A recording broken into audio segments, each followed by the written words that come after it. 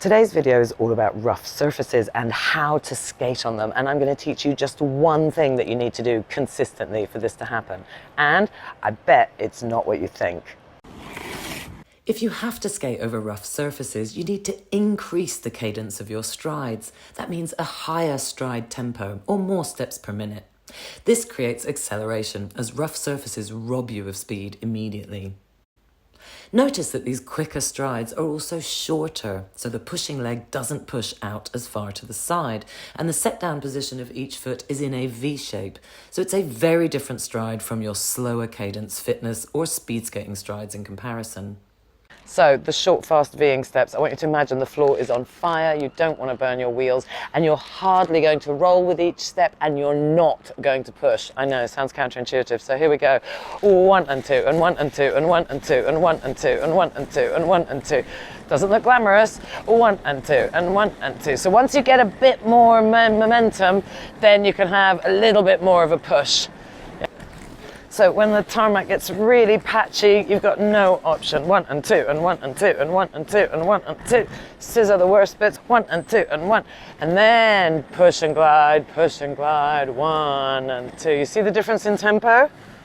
So what people get wrong is that they stay pushing with the long strides when it's rough. So you have to change your strides in accordance to how rough the surface is getting. You can't just have one stride tempo. You need short, fast, short, fast, short, fast anytime you need to accelerate, and push and glide when it's nice and smooth.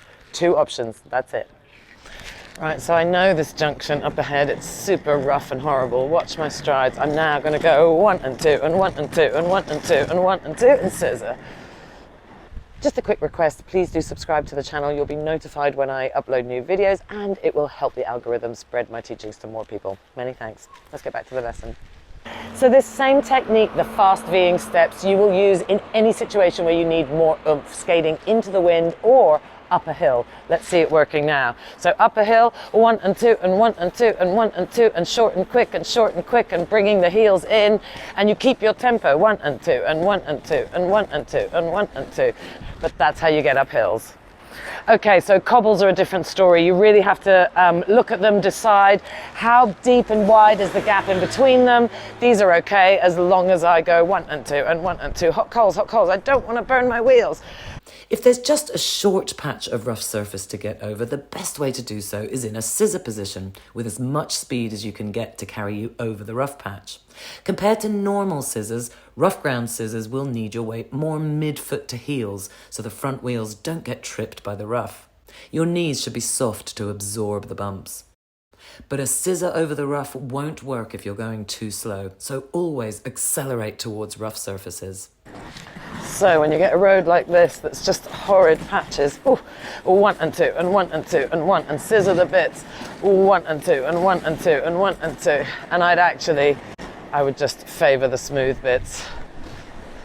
So the good news is that one thing is going to sort out all of your surface problems. So let's quick recap. V steps, super high tempo, short steps, not pushing, not putting in force. Just keeping the reps super high, interdispersed with scissors when stuff gets too rough to skate over. So hope that helps. Let me know in the comments, and good luck out there street skating on the rough stuff.